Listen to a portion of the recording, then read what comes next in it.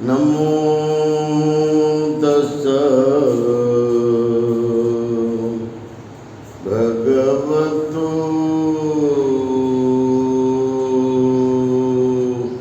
अरहतो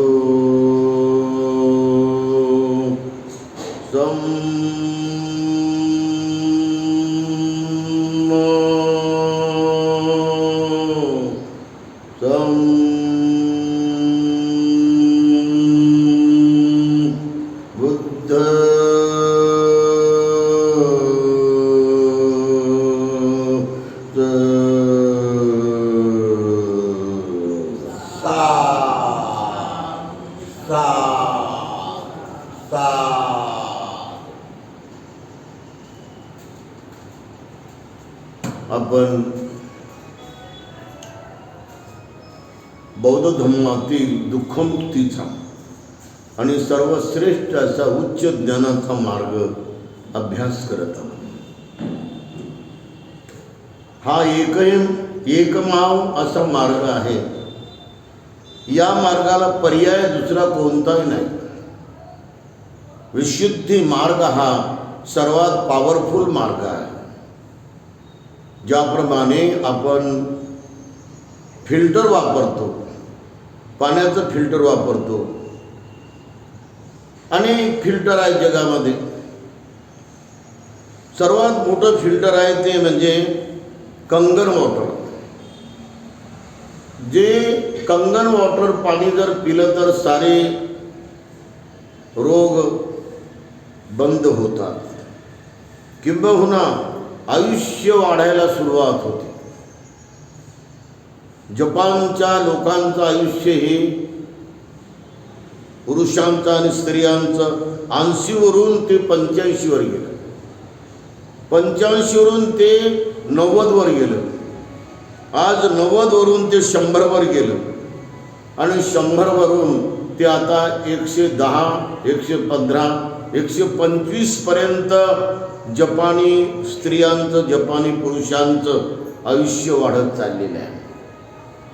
त्याच्यात आहार विहार म्हणजे वावरणं आणि व्यायाम, योगासनं, हे सर्व ध्यान साधना सर्व येतात. म्हणून सर्व फिल्टरमध्ये पॉवरफुल फिल्टर हे कंगर वॉटर आहे. ती एक मशीन आहे शोधलेली, मी पण घेतलेली आहे ती 15 वर्षापूर्वी, आणि त्याचा विविध प्रकारे मला लाभ झालेला आहे. किंबहुना मला जे जीवदान मिळालं ते त्या मशीनच्या पाण्यामुळेच मिळालेलं आहे. करोनाच्या काळात सुद्धा मी त्या कंगर वॉटरमुळे जिवंत राहील. म्हणून आपण सर्वजण जसं हे बाहेरचं आपल्याला सुरक्षित आणि दीर्घायुष्य देणारं एक साधन आहे, तसं अध्यात्मामध्ये अंतर्मनाच्या विकासामध्ये सर्वात मोठं मात्र महान असं जीवन मार्गाचं मूल्य आहे, जीवन मार्गाची पद्धत आहे, ते म्हणजे विशुद्धी मागो. म्हणून दृष्टीविशुद्धीमुळे आपल्या सर्व प्रकारच्या मिथ्या दृष्टी नाश पावतात. मिथ्या दृष्टी म्हणजे काय नेमकं? ईश्वरावर विश्वास ठेवणं ही मिथ्या दृष्टी आहे. आत्म्यावर विश्वास ठेवणं ही मिथ्या दृष्टी आहे.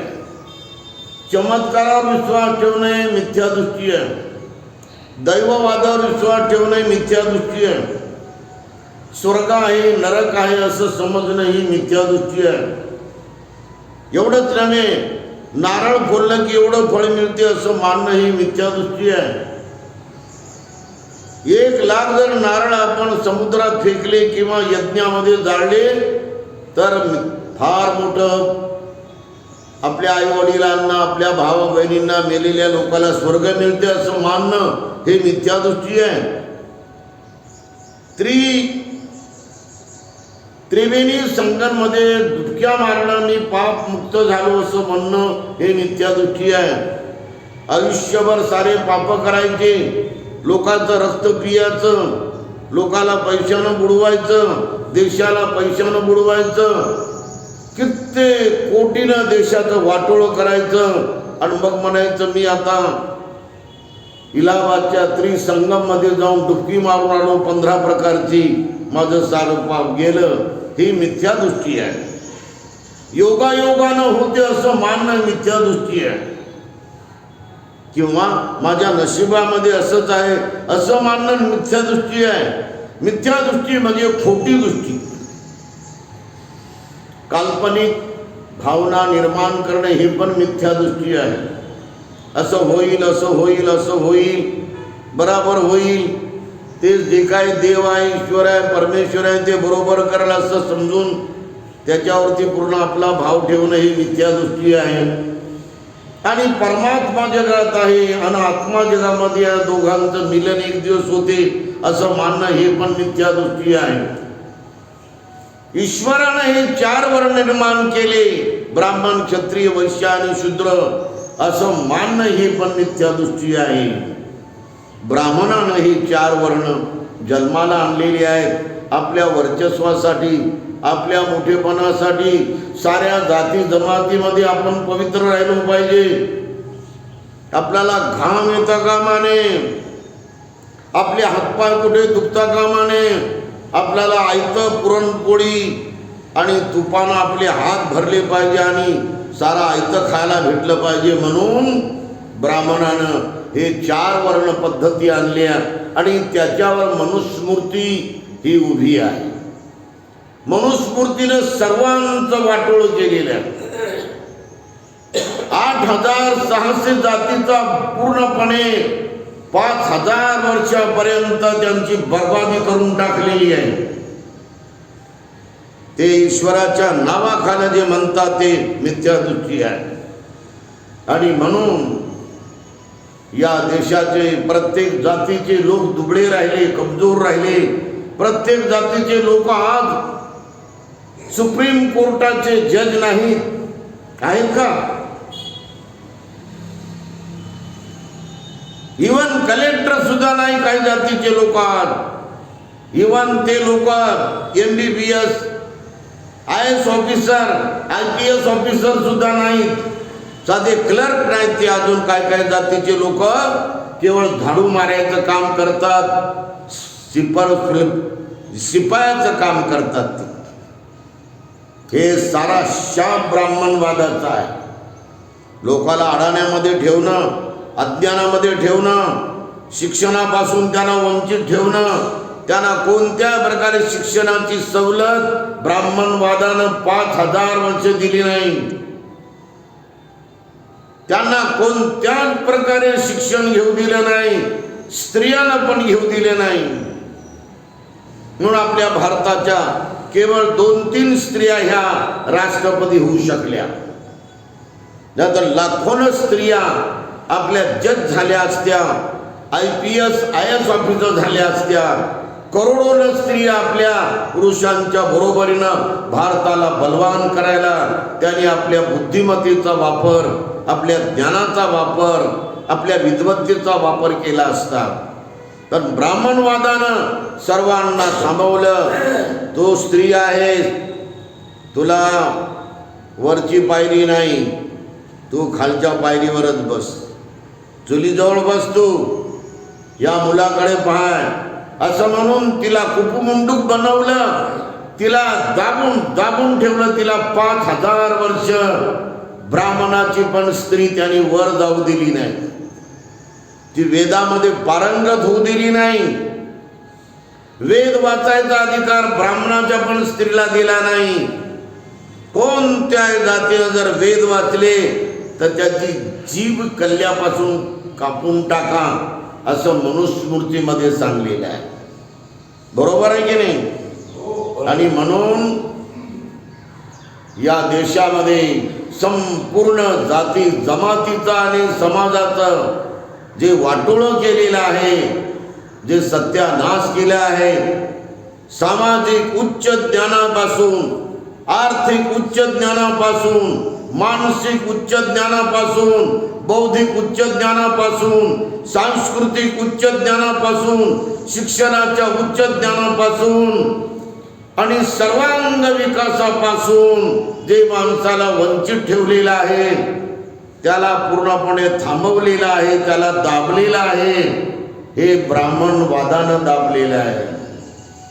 म्हणून आज प्रत्येक समाजाला, प्रत्येक जातीला, प्रत्येक कुटुंबाला या बुद्ध धम्मातील विशुद्धी मार्गाची गरज आहे. या विशुद्धी मार्गामुळे, दृष्टी विशुद्धीमुळे साऱ्या मिथ्या संकल्पना लोप पावतात.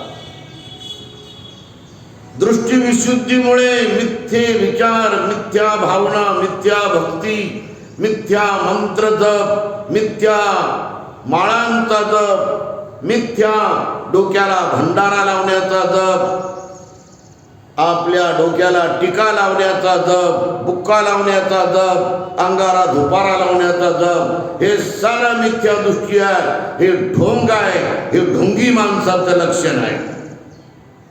पहा तुम्ही, ज्योतिबा फुलेच्या डोळ्यावर काय, डोक्यावर काय आहे का? आहे का? राजश्री शाहू महाराजच्या पूर्ण माथ्यावर काय आहे का? संत तुकारामाच्या माथ्यावर काय आहे का?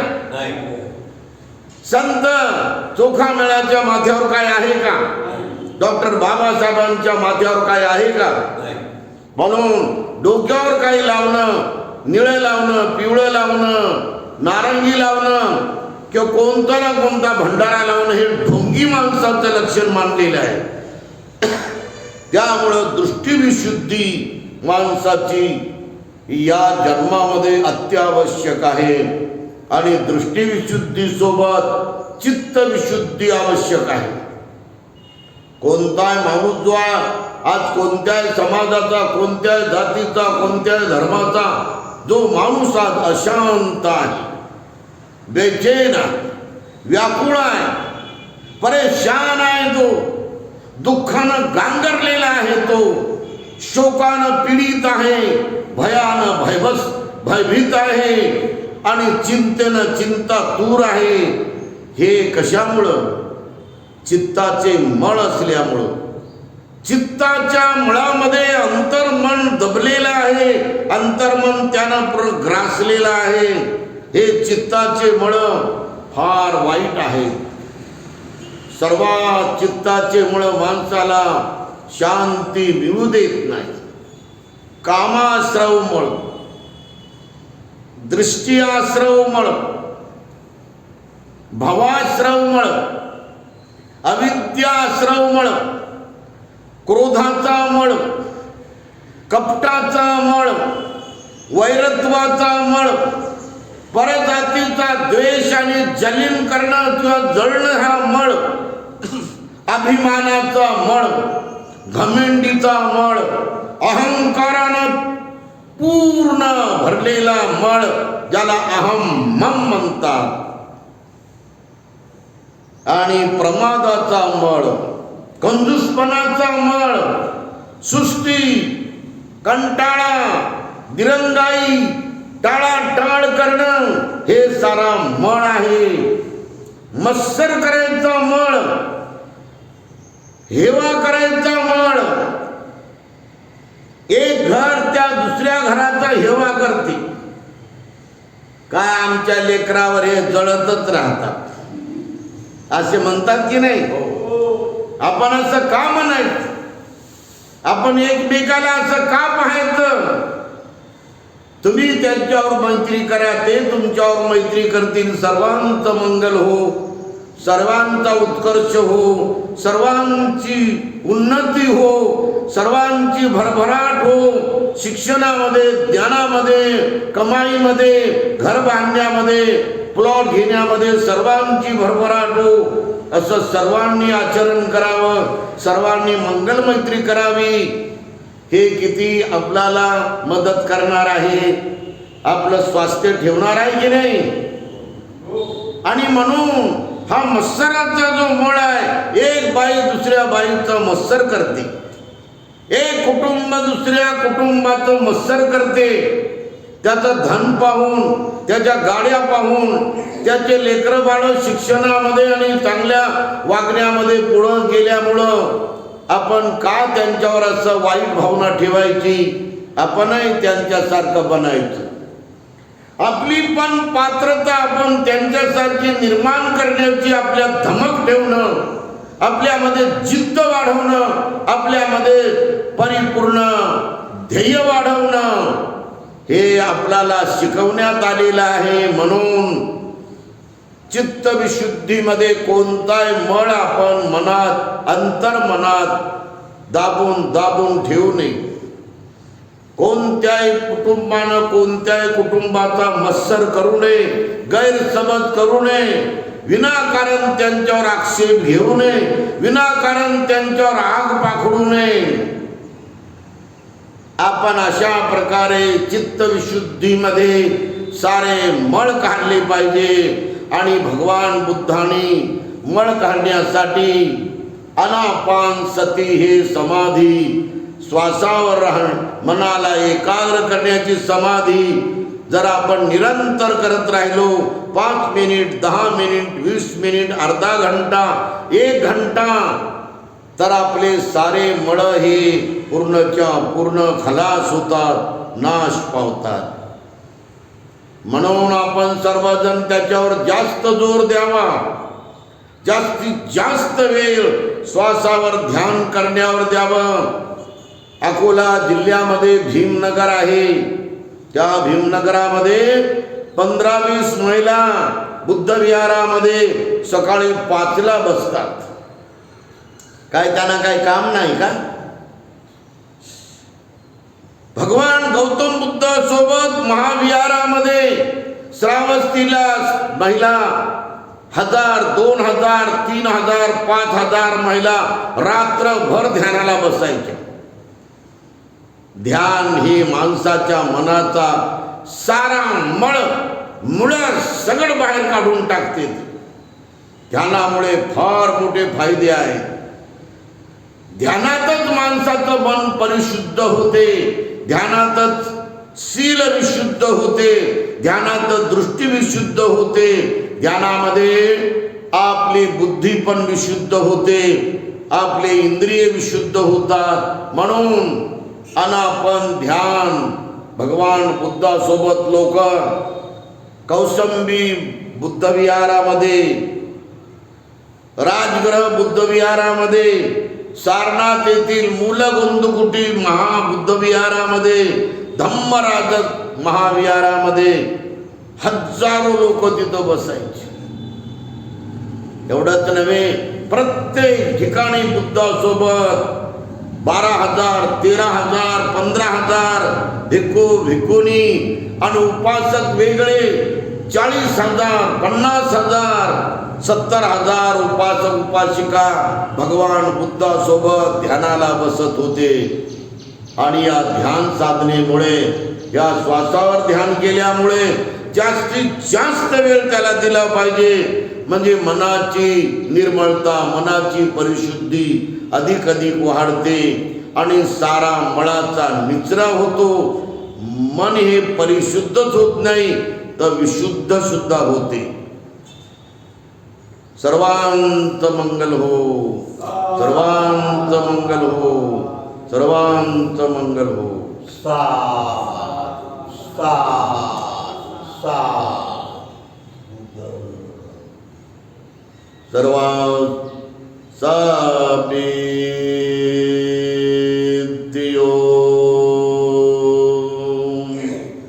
विवजन्तु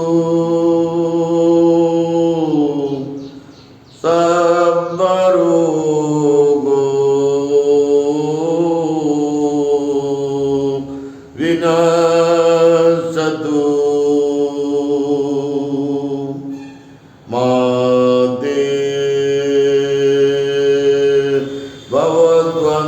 भवद्वन्तरायो सुखी दीर्घायुको भव.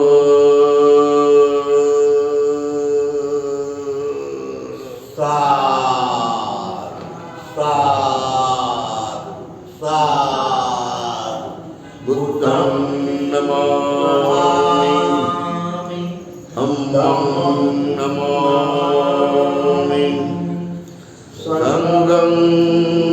नमामि.